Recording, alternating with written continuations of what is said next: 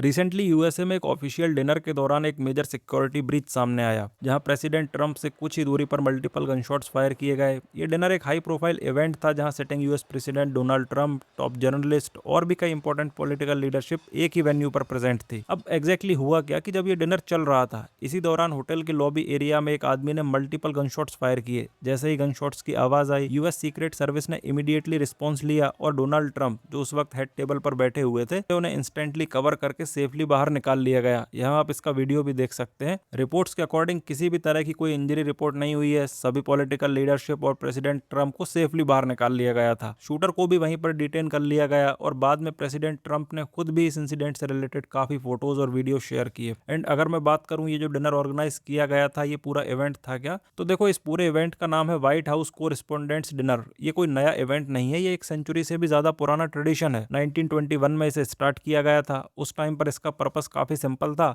उन जर्नलिस्ट को एक्नॉलेज करना जो रेगुलरली यूएस प्रेसिडेंट को कवर करते हैं, व्हाइट हाउस रिपोर्टिंग करते हैं, और साथ ही जर्नलिज्म के जो न्यू स्टूडेंट्स हैं उनके लिए स्कॉलरशिप रेस करना। मतलब एक तरफ रिकॉग्निशन और दूसरी तरफ फ्यूचर जर्नलिस्ट को सपोर्ट। लेकिन टाइम के साथ ये इवेंट कंप्लीटली ट्रांसफॉर्म हो गया। आज के टाइम पर ये एक हाई प्रोफाइल वॉशिंगटन इवेंट बन चुका है, जहां president, law makers, media personalities और सेलिब्रिटीज सब एक ही जगह पर दिखाई देते हैं। थ्योरेटिकली अगर देखा जाए तो ये एक सिंबॉलिक मूवमेंट होता है, जहां पावर और प्रेस, जो नॉर्मली एक दूसरे से क्वेश्चन करते रहते हैं, एक ही प्लेटफॉर्म पर आकर टेम्पररी पॉज दिखाते हैं अपनी कॉन्फ्लिक्ट में। लेकिन ये तो थ्योरेटिकली बात है। अगर रियलिटी आप देखेंगे तो रियलिटी अलग है। ये सब कुछ एक कंट्रोल्ड एनवायरनमेंट में होता है। सबको पता होता है कि क्या बोलना है, कितना बोलना है और किस लिमिट तक बोलना है। इसलिए काफी लोग इसे केयरफुली कोरियोग्राफ्ड इवेंट मानते हैं। मतलब एक ऐसा सेटअप जहां सब कुछ स्क्रिप्टेड या सेमी स्क्रिप्टेड होता है। और देखिए, जो भी स्टेज पर दिख रहा होता है वो रियल रिलेशनशिप का एग्जैक्ट रिफ्लेक्शन नहीं होता है। फॉर एग्जाम्पल अगर मैं बात करूं तो प्रेसिडेंट डोनाल्ड ट्रंप को ही ले लो। पब्लिकली उन्होंने कई बार मेन स्ट्रीम मीडिया को ओपनली क्रिटिसाइज किया है, और सिर्फ क्रिटिसाइज ही नहीं, ट्रंप डायरेक्टली फेक न्यूज कह देते हैं जो भी उन्हें क्रिटिसाइज करता है। और स्पेसिफिक जर्नलिस्ट को भी टारगेट किया है ट्रंप ने। सोशल मीडिया पर उनका टोन काफी ज्यादा अग्रेसिव रहता है, बहुत अभद्र भाषा का प्रयोग करते हैं, कभी कभी पर्सनल लाइफ पर कमेंट करते हैं। तो एक साइड पर ये डिनर एक फ्रेंडली इंटरेक्शन का इमेज क्रिएट करता है, और दूसरी साइड पर जो डिस्ट्रस्ट है पावर और प्रेस के बीच, वो क्लियरली विजिबल है। अब यहाँ एक इंपॉर्टेंट सवाल ये उठता है कि क्या एक आइसोलेटेड अटैक है या फिर एक लार्जर पैटर्न का हिस्सा है। क्योंकि अगर हम रिसेंट इवेंट्स को देखें तो एक क्लियर ट्रेंड सामने आता है। अमेरिकन पॉलिटिक्स में वायलेंस धीरे धीरे बढ़ता जा रहा है और काफी हद तक नॉर्मलाइज होता जा रहा है। और ये इंसिडेंट पहली बार नहीं हुआ है। इससे पहले भी प्रेसिडेंट डोनाल्ड ट्रंप से जुड़े इवेंट्स पर अटैक हो चुके हैं।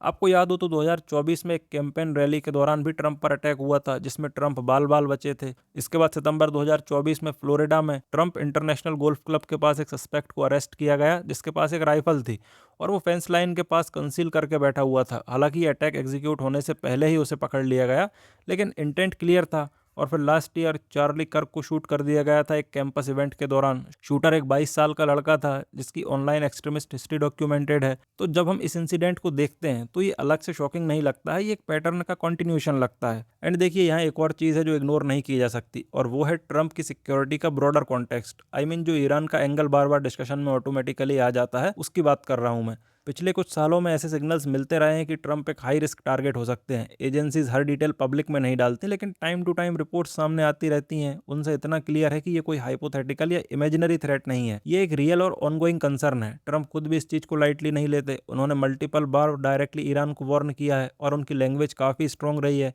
एक स्टेटमेंट में उन्होंने ये भी कहा था कि अगर उनके साथ कुछ होता है तो यूएस का रिस्पॉन्स इतना सीवियर होगा कि ईरान वाइप आउट हो सकता है। और उन्होंने ये भी सजेस्ट किया था कि ऐसे सिनेरियो के लिए ऑलरेडी कंटिजेंसी प्लानिंग होनी चाहिए। एंड आई थिंक इस टाइप की बात को सिर्फ इमोशनल रिएक्शन समझना गलत होगा। ये बेसिकली एक क्लियर सिग्नल है कि अगर किसी ने ऐसा स्टेप लिया तो रिस्पॉन्स कंट्रोल्ड या लिमिटेड नहीं होगा, बल्कि फुल स्केल रिटेलिएशन हो सकता है। और देखिए, ऐसा भी नहीं है कि सिर्फ बाहर का थ्रेट ही इशू है, यूएस के अंदर जो चल रहा है वो भी उतना ही सीरियस है। आज यूएस में पॉलिटिकल पोलराइजेशन और एक्सट्रीमिज्म इस लेवल पर पहुंच चुका है कि पॉलिटिक्स सिर्फ डिसएग्रीमेंट तक लिमिटेड नहीं है। अब लोग एक दूसरे को गलत ही नहीं, कभी कभी इलेजिटिमेट तक मान लेते हैं। एक साइड को लगता है दूसरी साइड सिस्टम को डैमेज कर रही है, दूसरी साइड को लगता है पहली साइड डेमोक्रेसी को अंडरमाइन कर रही है। और जब दोनों साइड्स एक दूसरे पर ट्रस्ट ही नहीं करते तो धीरे धीरे इंटरनल केओस बढ़ने लगता है। आप देख लो, मीडिया पर लोग डिवाइडेड हैं, कौन सही है कौन बाइज्ड है इस पर कंसेंसस नहीं है। इलेक्शन प्रोसेस पर डाउट्स उठते रहते हैं, और कई बार तो बेसिक फैक्ट पर भी लोग एग्री नहीं करते हैं। मतलब एक ही इवेंट को दो लोग कंप्लीटली अलग अलग रियलिटी के रूप में देखते हैं। इसके अलावा अगर आप डोनाल्ड ट्रंप की रिसेंट अप्रूवल ट्रेंड्स देखो तो ब्रॉडली ये पैटर्न दिख रहा है कि उनकी अप्रूवल रेटिंग 33% से लेकर 44% के आसपास फ्लक्चुएट करती रही है, जो एक डीपली डिवाइडेड कंट्री का सिग्नल है। अप्रूवल रेटिंग हमें दिखाती है कि वो वाइडली एक्सेप्टेड नहीं है, जो कि इलेक्शन से पहले और काफी हद तक इलेक्शन के बाद भी थे। सिचुएशन कुछ ऐसी है कि जहां एक पर्टिकुलर सेक्शन उन्हें स्ट्रांगली सपोर्ट करता है और एक काफी बड़ा सेक्शन उन्हें स्ट्रांगली अपोज करता है, और प्रॉब्लम नंबर से ज्यादा स्ट्रक्चर में है।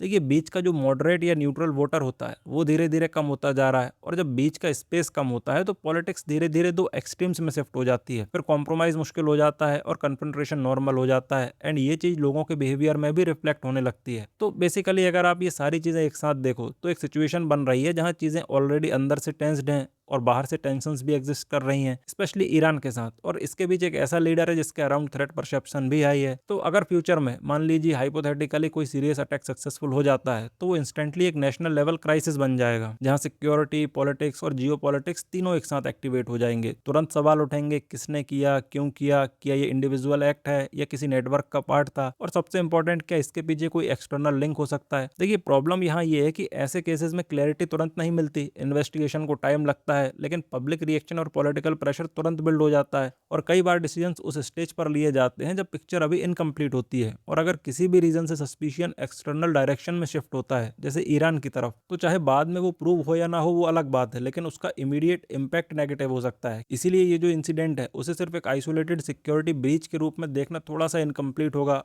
अगर आप थोड़ा ब्रॉडर एंगल से देखो तो ये एक ऐसे एनवायरनमेंट में हुआ है जहां ऑलरेडी टेंशंस एग्जिस्ट कर रहे हैं, अंदर भी और बाहर भी, और जब सिस्टम ऑलरेडी प्रेशर में होता है तो छोटी छोटी चीजें डिस्प्रपोर्शनेट इम्पैक्ट क्रिएट कर सकती हैं। एक इंसिडेंट अपने एक्चुअल साइज से ज्यादा बड़ा इफेक्ट डाल सकता है, क्योंकि वो एक साथ मल्टीपल लेयर्स को एक्टिवेट कर देता है: सिक्योरिटी, पॉलिटिक्स, पब्लिक रिएक्शन और इंटरनेशनल परसेप्शन। एनीवे, इस इंसिडेंट के पीछे क्या कोई एक्सटर्नल फैक्टर है, जैसे ईरान का इनडायरेक्ट एंगल, या फिर ये प्योरली यूएस के अंदर बढ़ती हुई पोलराइजेशन और इंटरनल इनस्टेबिलिटी का रिजल्ट है, ये अभी क्लियरली कहना पॉसिबल नहीं है। इसका एग्जैक्ट आंसर हमें तभी मिलेगा जब इन्वेस्टिगेशन कंप्लीट होगी और जो कंसर्न्ड एजेंसीज हैं वो अपनी फाइंडिंग्स ऑफिशियली शेयर करेंगी। तब तक जो भी डिस्कशंस हो रहा है वो लार्जली स्पेकुलेशन पर ही बेस्ड है। अगर इससे रिलेटेड कोई मेजर अपडेट आती है, कोई नया डेवलपमेंट होता है या इन्वेस्टिगेशन में कुछ सिग्निफिकेंट सामने आता है, तो हम डेफिनेटली उसे डिटेल में यहाँ डिस्कस करेंगे। But for the time being this was all from my side. Thank you for watching. This is Harshvardhan Gurjar signing off.